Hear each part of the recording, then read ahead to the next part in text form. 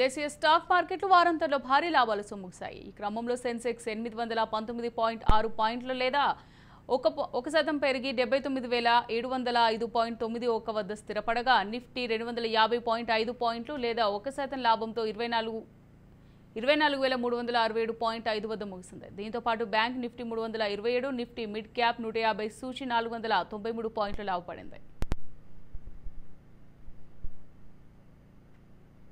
Global మార్కెట్ల నుంచి వచ్చిన బలమైన సంకేతాల నేపథ్యంలో భారతీయ స్టాక్ మార్కెట్లలో జోష్ కనిపించింది. ఐటీ షేర్లలో మెరుగైన పనితీరు కనిపించింది. నిఫ్టీ 50 ఇండెక్స్లోని 50 లిస్టెడ్ స్టాక్లలో 45 బుల్స్కు అనుకూలంగా ముగిశాయి. మరోవైపు సెన్సెక్స్లోని 30 స్టాక్లలో 27 సానుకూలంగా ముగిశాయి. 3.08% వరకు పెరిగాయి. దీంతో మదుపర్లు లక్షల కోట్ల రూపాయలు లాభపడ్డారు.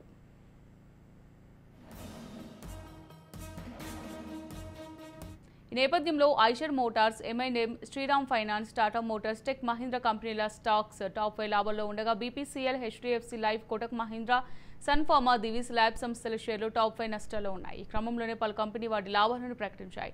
మ్యాట్రిమోనీ Q1 లాభం 14 కోట్ల వద్ద ఎటువంటి మార్పు లేకుండా ఉంది. వార్షిక ప్రాతిపదికన ఆదాయం 123 కోట్ల నుంచి 120.6 కోట్లకు తగ్గింది. ఈబిటా 20.3 కోట్ల నుంచి 19.6 కోట్లకు క్షీణించింది.